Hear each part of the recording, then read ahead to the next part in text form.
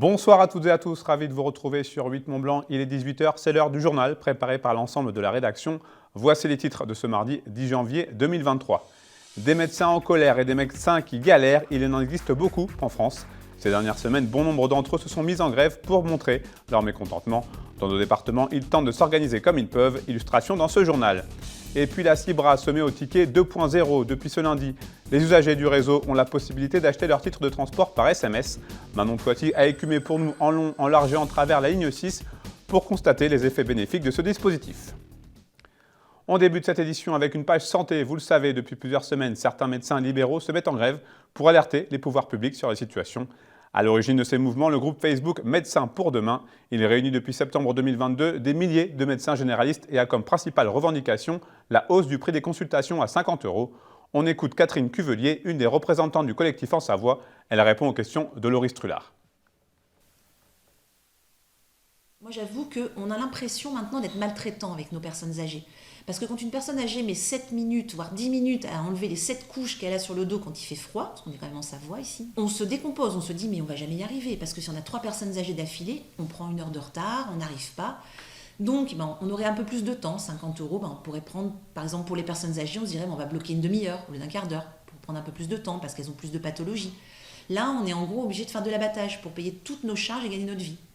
On aimerait aussi pouvoir additionner les actes, c'est-à-dire que quand quelqu'un vient en consultation et qu'on fait un autre acte technique à côté, ça peut être un pansement sur une brûlure, ça peut être un vaccin, ça peut être, je réfléchis à quoi, un test Covid, enfin, etc., on puisse additionner les actes. Parce que sinon, nous, pour nous, les médecins généralistes, en fait, dans 25 €, vous avez la coupe, la couleur, le shampoing, le brushing, enfin voilà, c'est tout pour 25 balles.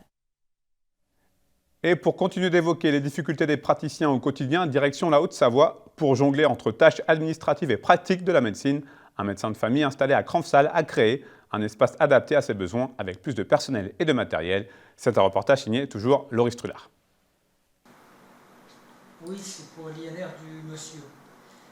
David Makeda est médecin dans 2 communes de Haute-Savoie. Il exerce 2 jours par semaine dans son premier cabinet à Cranfsal. Préparation de la consultation, comptabilité ou suivi des patients, il doit gérer de nombreuses tâches administratives. On constate que sur une vingtaine de minutes qu'on va passer avec le patient, nous on sait qu'on a entre 8 et 12 minutes de temps administratif, ce qui quand même grève grandement notre rendement opérationnel. Le médecin travaille aussi 12 km plus loin, à Marcella, dans une maison médicale où l'organisation est bien différente. Bonjour Marguerite. Bonjour docteur. Bon, ici c'est bien, parce que j'ai ma secrétaire personnelle. Un docteur, une secrétaire. C'est bien rare. Oui, il y a 11,5, c'est très bien. Ici, je travaille sur plusieurs zones, plusieurs bureaux, plusieurs salles d'examen dans le même temps. Je ne m'occupe pas d'accueillir le patient, puisque à l'entrée, j'ai une secrétaire. Et puis, je dispose d'une assistante médicale, de sorte à ce que, on ait anticipé un certain nombre d'actions. Et moi, j'arrive sur ces entrefaits. David Makeda gagne du temps à chaque consultation, de la simple grippe aux soins plus précis de chirurgie. On vous a déjà fait une petite chirurgie comme ça ou c'est la première fois? Non, dans le dos déjà. Dans le dos déjà. Makeda m'avait fait il y a des années. Le docteur, quand il est tout seul, il doit, à chaque fois qu'il fait un geste, veiller à ce que ses mains restent stériles. Donc il est amené plusieurs fois à se stériliser les mains, à faire attention à chacun de ses gestes. Si moi je suis là, on lui stérilise les mains une fois et après c'est moi qui m'occupe du reste et qui vais du coup faciliter grandement son activité et lui gagner beaucoup de temps.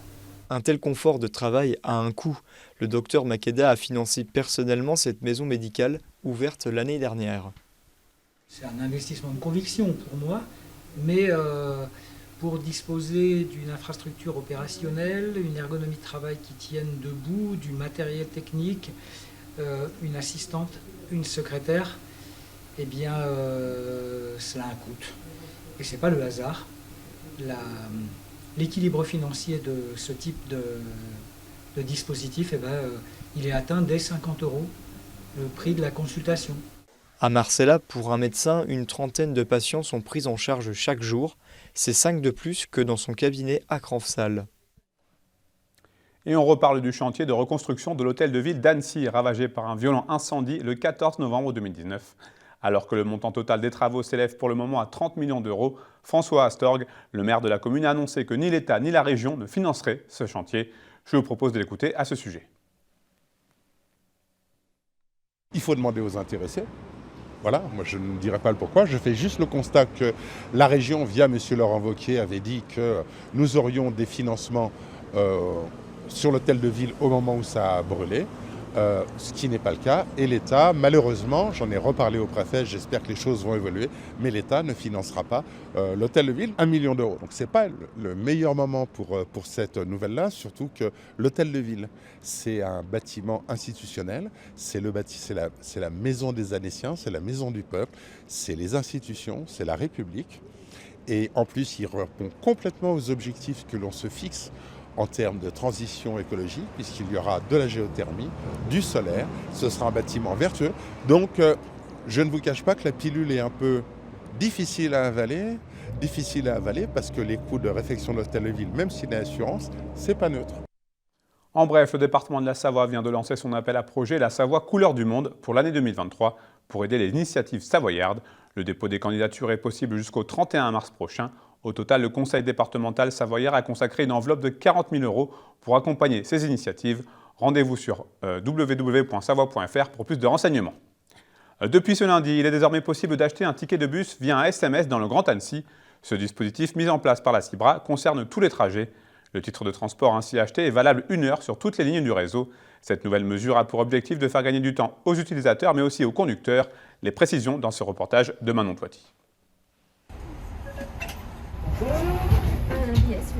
Ce geste va devenir de plus en plus rare. Merci. Il est désormais possible de prendre son ticket avec un simple SMS. Il suffit d'envoyer bus au 93 740 et on reçoit le titre dans les secondes qui suivent. Un moyen pour les conducteurs d'être plus efficaces. Ça nous change que déjà, on peut partir plus vite. Il n'y a pas à encaisser avec le monnayeur, il n'y a pas à encaisser les clients. Comme avec Tixipass, avec l'application, c'est un peu le même moyen, mais encore plus rapide. Les clients sont plus vite assis, on peut partir plus vite en toute sécurité. Le prix du ticket est de 1,50 € et est directement débité par votre opérateur. Ce dispositif s'adresse surtout aux usagers occasionnels de la Cibra. Il représente près de 1/5 des utilisateurs sur le réseau, comme cette étudiante fraîchement arrivée à Annecy. J'avais déjà vu ça dans d'autres villes, et souvent des villes où j'étais de passage. Du coup, c'était super pratique de se dire, de ne pas avoir la pression de « j'ai pas la monnaie » et de « je peux rentrer dans le bus, avoir un ticket et être en règle ». Et c'est vrai que moi, pour le coup, je suis sur l'application. Je prends pas souvent le bus, disons que c'est assez pratique de se dire « j'ai mon carnet de 10 tickets ». Mais je pense qu'il y a énormément de gens de passage sur Annecy, beaucoup de tourisme, et que c'est vraiment une solution simple et efficace. L'objectif de la Cibra est clair, réduire le papier mais surtout augmenter la vitesse commerciale. Ainsi, les montées et descentes sont plus rapides et ce système ajoute un nouveau moyen d'achat qui s'adapte au profil des usagers. On a sur nos utilisateurs, on a 50% d'abonnés, on a 20% qui utilisent les tickets, cartes 10 tickets, etc. Et on a encore 20% d'achats de tickets unitaires. Donc l'objectif sur ces 20%, il est de ne plus avoir de transactions commerciales au niveau des bus. Donc on vise de transformer tout ce qui s'achète dans le bus en achat, en pré-achat, mais même un pré-achat qui a lieu 1 minute avant de monter dans le bus. Le dispositif s'applique pour les 170 bus et cars du réseau de la Cibra. Et si jamais vous n'êtes pas très branché téléphone, ne vous inquiétez pas, les conducteurs peuvent toujours vendre des tickets à l'unité.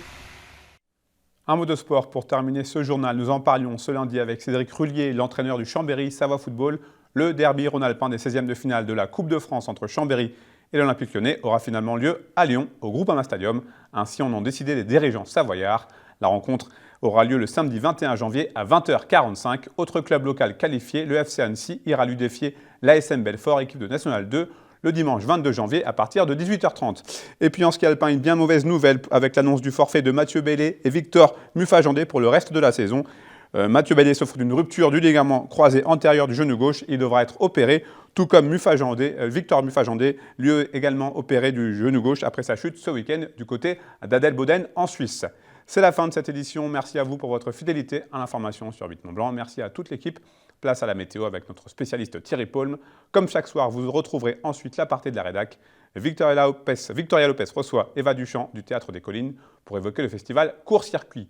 Passez une très belle soirée, prenez soin de vous et de vos proches. Je vous dis à demain, même endroit, même heure, pour un nouveau journal sur 8 Mont Blanc.